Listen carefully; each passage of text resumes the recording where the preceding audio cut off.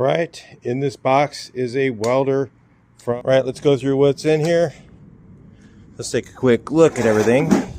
So we got, this is a combination welder, which actually came with a TIG torch. So we got a MIG torch, we got a TIG torch, which is pretty nice. A lot of them don't come with the TIG, so this one has it. This one comes with some of your TIG accessories that you need for TIG welding. It also comes with a thing if you want to do that. Got a ground cable clamp, kind of cheapy, but it works. Sure. Some of the things that are cool, again, it's got a space for a big roll of wire. It doesn't have a wing nut here, which would be nice. And so you got to put that on. It doesn't have like a big square nut, but that's cool still. It doesn't, you don't have to change it very often when you put large rolls in. It did come a small roll of flux core. Maybe you could use that to just start. I would always recommend using gas, and so I would just use regular steel wire. Now you notice that it has a metal wire feed, which is good. Those are all the basic things we look for in a welder. So, we'll hook it up, plug it in, and take a look. Another couple things here we'll point out is it does have through 4 knobs. So we've got current, MIG, voltage, and wire speed. So voltage and wire, and then it has this button here, I guess, for wire feed, so you can feed the wire without having to run all the other stuff. And then we got 3 switches here. So it's pretty, as far as if you are experienced welder, it's got all the standard stuff. And you know, it's for the price point, it's got all the stuff basically you're looking for. Well, let's just hook it up and we'll see if it welds good. Isn't that what we're really looking for? It does have all the neat things. It has a current gauge, voltage gauge, so it's got all the right stuff. And it is 110 and 220. Let's see what else. Is that a 270 amp? I think so. So it's got a lot of juice. Let's see how lightweight it is. It's a little heavier than some, so it's probably got enough to cover some decent sized capacitors in there. So we got on off for the gas in the back.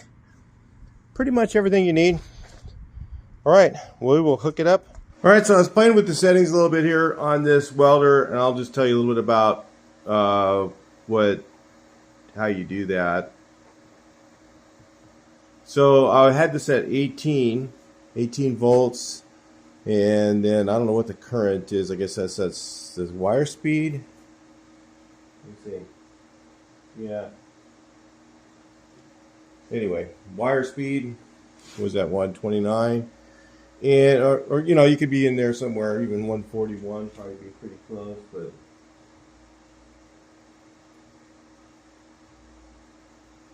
So. Yeah, right in there. Playing with it a little bit. I was able to get a pretty good, decently flat weld on it. So let me see if I can demo this for you a little bit. So I've got this set up here on a butt. And I'll just see if I can, it's really not the best way to have this thing set up right here. I really want this, be better if this thing was somewhere where this wand wasn't having to loop around stuff like this, but it's just what I have right now because of the heat outside. It's very hot out. Let me see if I can move you guys away a different place so I can get my body right where you are. So hang on a second, let's do that. So hopefully you guys can see okay. Make sure we didn't get too far off here. Pretty good sized wide gap, but that's okay. Let's see how it does.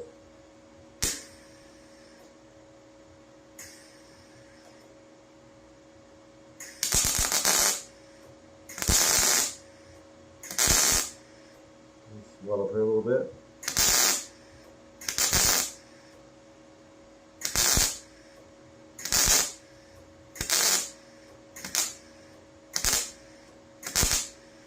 Oh.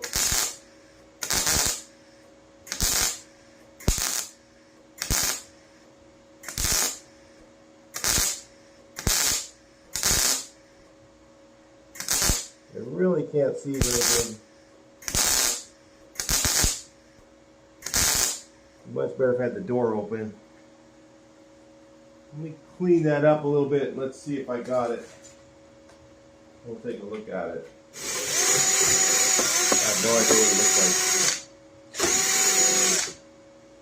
like. Yeah, it's a little lumpy, but it's definitely on there. It's kind of ugly looking. But it looks like it's pretty well welded together. So yeah. And we got full penetration all the way through. So it's, you know, does it always have to look pretty? Not really. Let me clean it up with the grinder and let's look at it. So we're right in there. Looks pretty good. Actually, with the grinder, cleaned it up and I was welding up a pretty good sized gap there. Looks pretty good. So welds sheet metal pretty good, and that's one of the main things that I like to show people. Welding thicker steel, usually most of these welders will do just fine, but trying to weld thin stuff is always the hardest part. So it definitely passes that.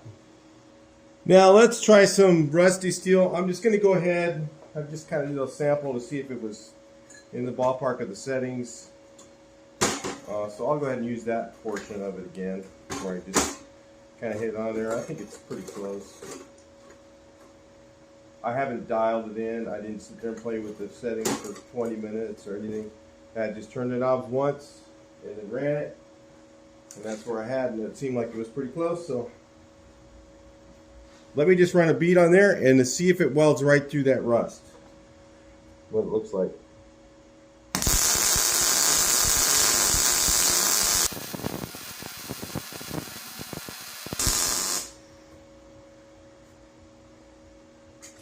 Say that was pretty much an A+ there. Let's look at that up close.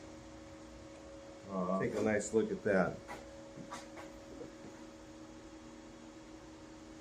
That sucker welds thick steel like this is 1/8" thick, and just like butter. Look at that. Just melted that stuff. Really nice. Right through the rust. Didn't care. Let's try cleaning it. Looking at it.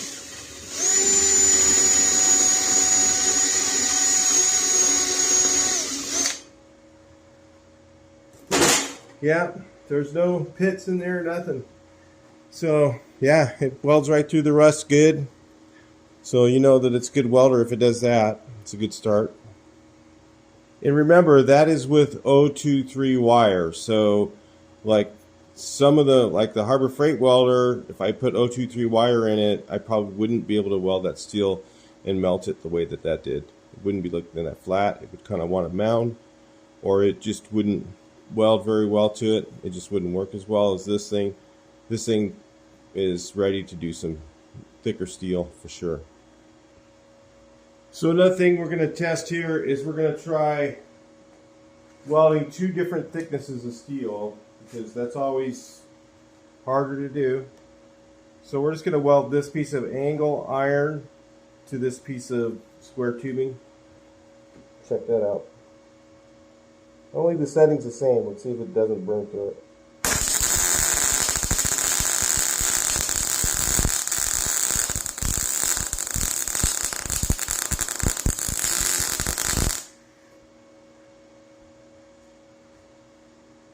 Beautiful. A+, man. Really nice machine. Actually, that's pretty impressive right there.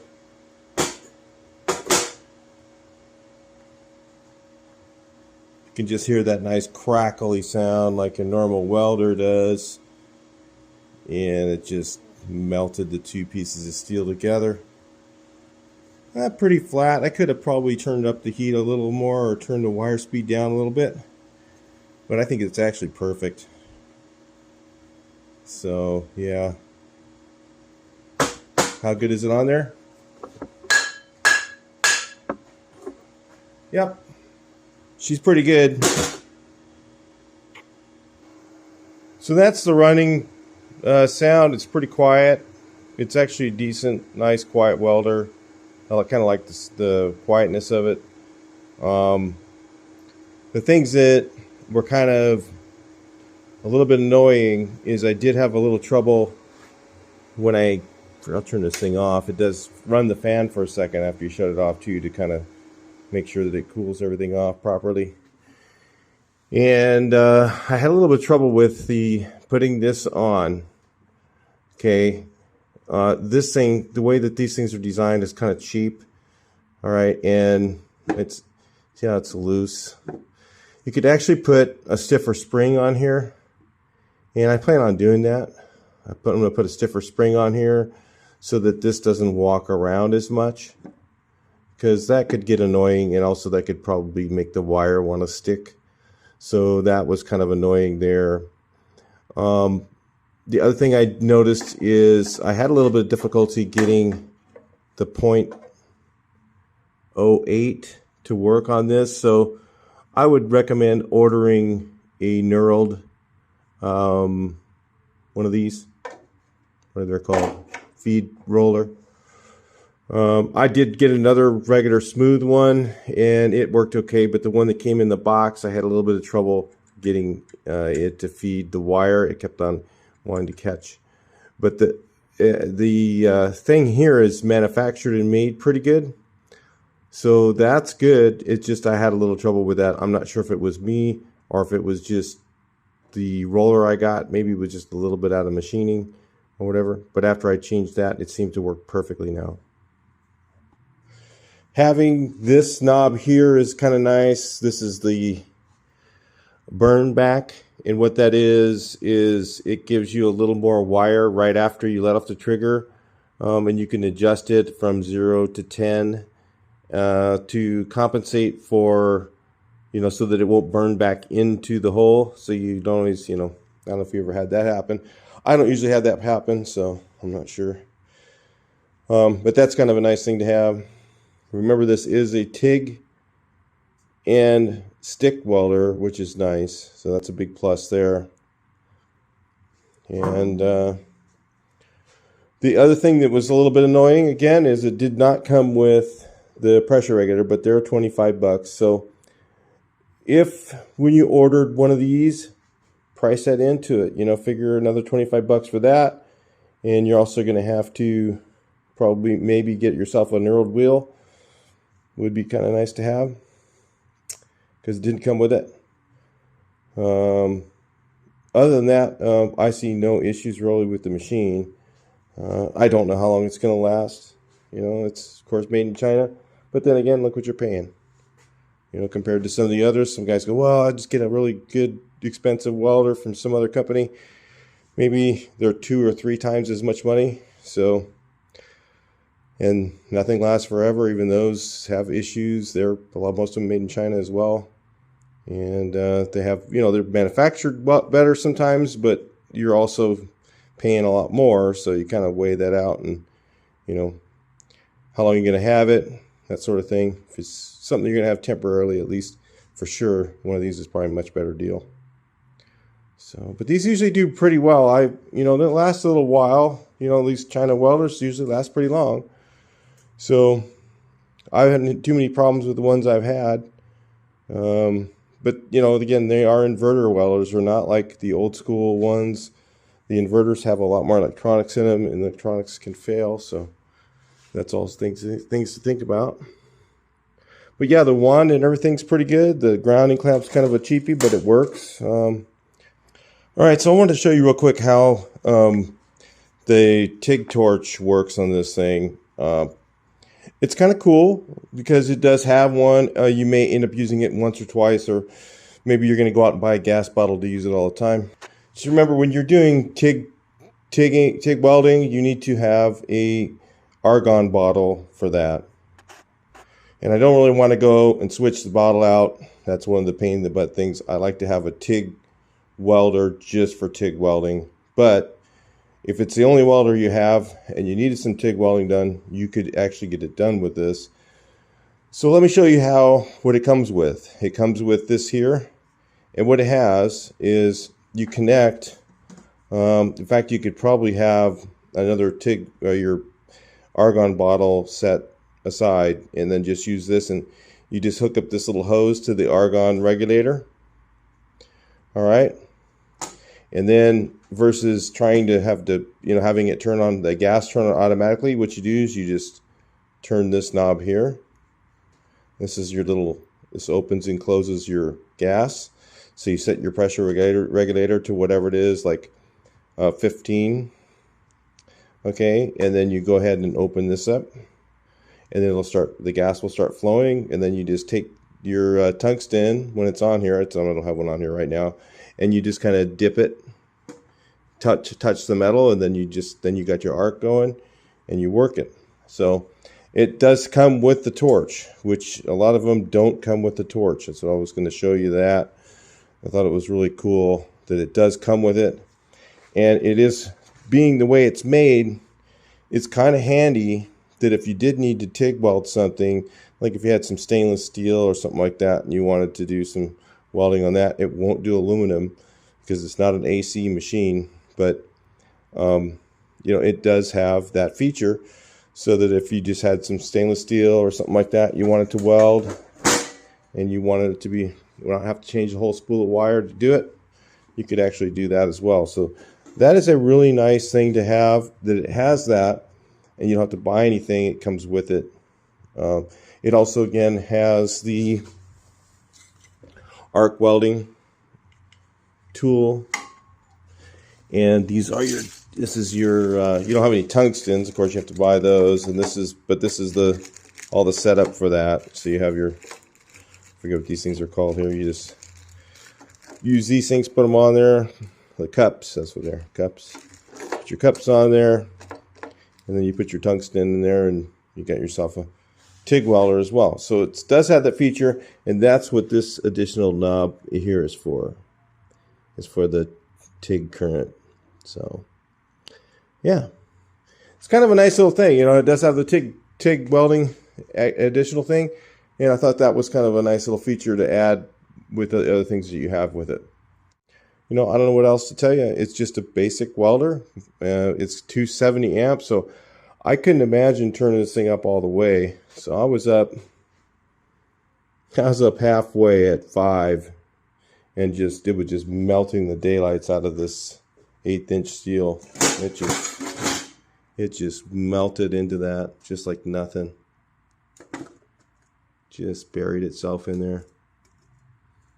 So yeah, I'd say that's and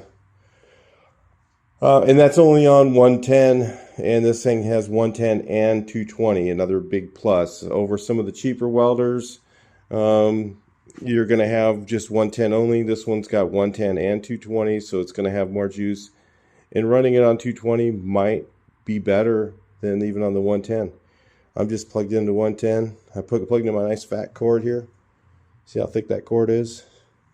Plugged into that and just ran it off that. So it's actually a really nice welder. I would definitely say it's a decent welder for the price. It's definitely one that I would consider. If you're looking at one that you want to do the settings yourself, you want to do all the settings yourself, then this is probably one of the ones to look at. So anyway, I'll talk to you guys in the next one. I hope you enjoyed it. Please like, share, and subscribe.